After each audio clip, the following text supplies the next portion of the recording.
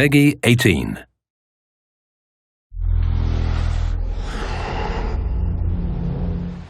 Hi, my name is Ashraf Ismail, Game Director of Assassin's Creed 4 Black Flag, and I'm very proud to be showing off the Caribbean open world. Here, we're going to start with Edward. After completing a few missions, he's met up with the assassins, but he's not yet bought into the creed, so he still has this selfish need for fame and fortune. Edward is one of the most unique characters we've created for the Assassin's Creed universe. He is a man who is still trying to figure out who he is in life and what he wants to get out of it.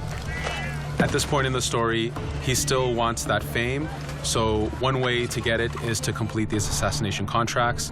This is a way to make money and to gain a bit of notoriety. So here we go. We have 2 targets to take out, 2 Templar brothers. So we're going to accept the contract, and the world map is going to show us where this contract takes place. So we see here that the contract is actually very close to us. It starts in the village we're in, but as we zoom out, we want to show you the world that we have. Many locations, over 50 locations, centered by Cuba, the Bahamas, and Florida up north. This is a massive world. There's a lot to find and do in this Caribbean Sea. But now we'll get back to the Fisherman Village and go after our targets. The Fisherman Village, it's one type of location in this world. It's really here as a convenience to the player. This is where you can start missions, where you can shop to upgrade Edward and the Jackdaw itself. It's really about the mood and the ambiance of the Caribbean Sea. In the distance, we have a tavern that we're approaching. Taverns are places where you can hire crew, play mini games, drink if you wish. But for now, we're going to focus on the targets and take them out.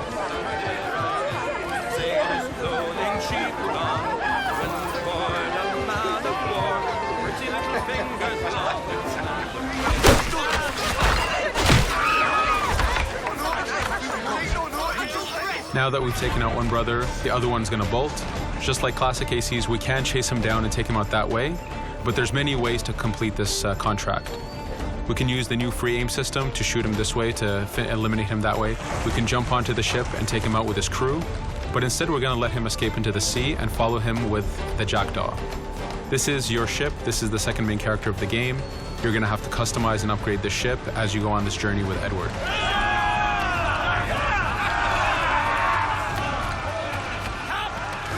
We've seamlessly gone from a ground chase right into a naval chase.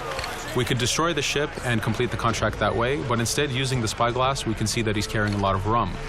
Rum is important in the economy system. It's one way of making a lot of money if you sell it properly. So instead of destroying the ship, we're going to plunder that ship. Fire! Here you can see the upgrades that we've made into the naval combat. Using the front cannons, you can shoot chain shots to slow down the ship. Using the new round shot mechanic of trajectory aiming, you can aim for the hull and do a lot of damage this way. This specific enemy is what we call a frigate. Frigates are the type of ships that you need to destroy as fast as you can, because the longer the fight lasts, the more damage they're capable of doing. We have other enemy types like the Charger or the Man of War. The Man of War is a massive ship capable of carrying over 100 cannons. These are ships that you really need to upgrade to be able to face. But now that this frigate has been demasted, we can start the boarding. Boarding, it's very important. You are a pirate. This is how you gain cargo. This is how you take on ships. So here we can start the boarding from any orientation or angle we wish. The distance even matters. If you get too close, the 2 crews will just jump right into each other. If you start a bit further, you can jump in the water and go in for a sneak stealth attack. We have 2 objectives to accomplish for this boarding. We can take out the captain, and we need to take out some of his crew. So using the swivel gun, we will efficiently take out a lot of the crew. And now we'll go for the captain using Edward's navigation abilities. Here, again, using the new free aim system, we have a dangerous enemy on the other side taking out our crew. We can easily take him out with a headshot. So what we see here is that 2 ships have come together to create this 3D environment where, using your assassin abilities to navigate, to be stealthy, you can take the advantage and get the kill by surprise. Now that we've taken out the captain, we still need to take out a few of the crew members to complete this boarding. Now that we've plundered the ship, we're going to gain that rum that we saw earlier, but we're also going to gain ammo and crew members and some gold. With every boarding, there's 3 options that you can do with that ship. You can gain crew members, you can send the ship to your fleet if you wish, or you can salvage a ship to repair the jackdaw if you took too much damage in the fight. In this case, since we did well, we're going to send the ship to our fleet. Now that we're back in the Caribbean Sea, we needed to make sure that every minute something is being advertised to the player, something new for the player to do. In this case, we have this uncharted location. These are what we call playas. We have over 75 of these in the Caribbean world. Every playa has something very important for the player to find, something that will help in upgrading Edward or the jackdaw. So it's in your advantage to explore these locations.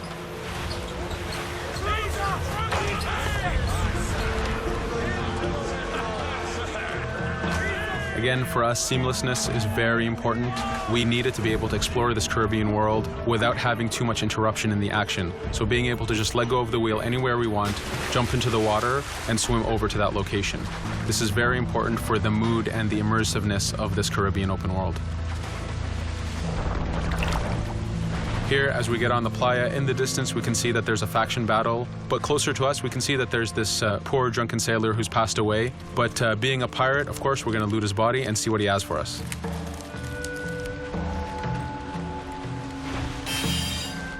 So we found a treasure map. This treasure map is asking us to go to an island called Misteriosa. Every time you find one of these, you know that you're going to find a treasure that is linked to the progression of the jackdaw or Edward, so they are very valuable. Here we're going to take a look at that faction battle. We have a British ship facing off against a Spanish ship. We could jump in and take advantage of this opportunity, allowing each ship to weaken the other and for us to plunder both. But now we're going to make our way back to the jackdaw. Again, this is the second main character of the game. There's a lot of customization and a lot of upgrading to do on the jackdaw. You can upgrade all the weapons to fit the playstyle you wish. Now, as we get onto the jackdaw, we can see that the crew is cheering for us. Edward has a really close relationship with his first mate, Adewale, standing right there, and with his crew. And this is something that you'll see later in the demo, that we can lose and gain crew members. Again, using the spyglass, we can really see the contents of a ship, but you can also assess the danger and threat level of these ships. But for now, we're going to continue to Misteriosa to find that treasure. Here we've crossed into a harpooning zone. The harpooning system is connected to the hunting system, which is used for upgrading Edward himself. So you can upgrade the number of weapons he carries, the ammo that you can carry, and even his health. But for now, we've moved past that zone and we've got into a storm. Storms are very dangerous. If you're not careful, if you don't know how to navigate a storm, you will take damage to your ship and you will lose crew members. In the distance, we can see a water spout. This is a tornado in the ocean. These are very dangerous. They can suck you in, and when they do, they tear the ship apart and take out your crew. Here we can see its effect on a ship. This poor ship got sucked in and got destroyed. Storms are very dangerous, but we wanted the player to take advantage of this. When you've mastered a storm, when you know how these systems work, you can pull enemies into a storm and let the storm do damage for you. So there is a strategic element to using a storm in the world.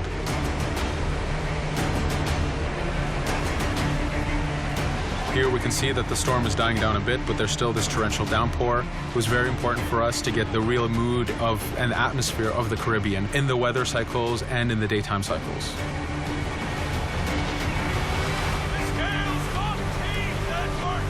But here, since we've survived the storm, did pretty well, let's order our crew to sing. Sea shanties are a part of this game. It's a collectible that you can find in the world. So the more you find, the bigger playlist you have for your crew. But for now, we've made it to Misteriosa. So again, we're going to seamlessly get off our ship and explore this location. Misteriosa is a Mayan ruin. Mayan ruins are heavy with stealth and navigation capacities. There's a lot of treasures and hidden discoveries to be found in these locations.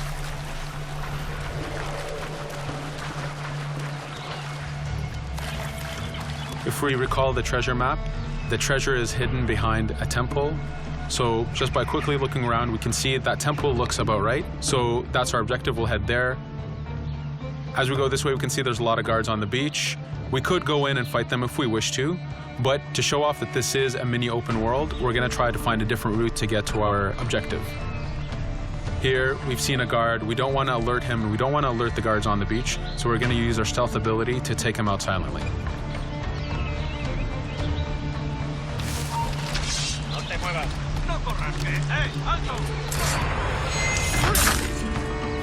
With AC3, we were able to push the navigation in the frontier, which means using natural environments like trees and rocks and so on.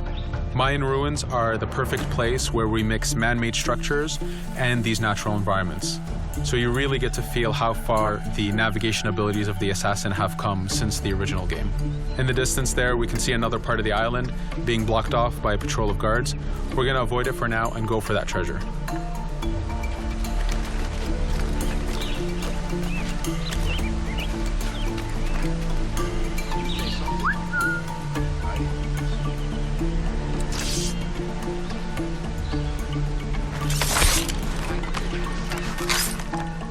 It's important for us to be able to give the players new tools, specifically for stealth. In this case, we have the blowpipe.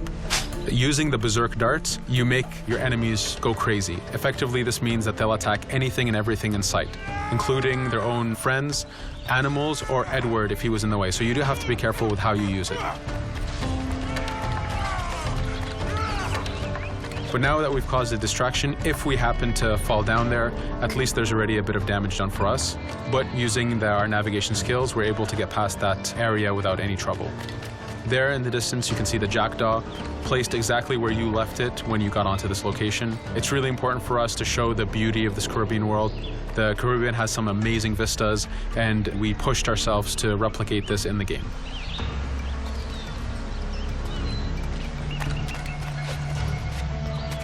As we continue forward, we can see in the distance there's a couple prisoners that are taken hostage. This is a scenario that you need to use stealth. If you're detected by those guards, they will kill the hostages. So in this case, it's to your advantage to use the environment to figure out how you can take out those guards without being detected. In this case, it's 2 guards, so it's not too hard. There are other scenarios where you have more guards and you have to figure out how you can take all of them out at the same time. Now that we've freed these prisoners, they are more than happy to join our crew. This is just one way of gaining crew members. As mentioned earlier, there's the taverns. There's actually many different setups of gaining crew.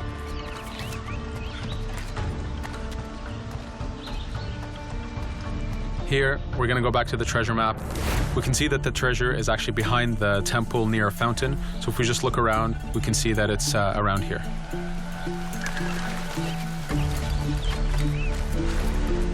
Now that we've found the treasure, what we've actually found is a blueprint. Blueprints are incredibly valuable for the upgrading of the jackdaw. This is how you can upgrade the biggest and most devastating upgrades of the ship. So here we're approaching a reach high point. Just like classic ACs, synchronizing with the reach high point reveals the contents of a location and the map itself. But as an added feature, because this game world is so huge, there are many different locations, this also becomes a fast travel point. So now you can, by synchronizing, now you can come back here anytime you wish to collect those treasures that we passed up a bit earlier. Here we've reached the end of the demo. This was a tease of the open world that we have. We're very excited to be able to show off this game and to let you play it very soon. Thank you for joining us.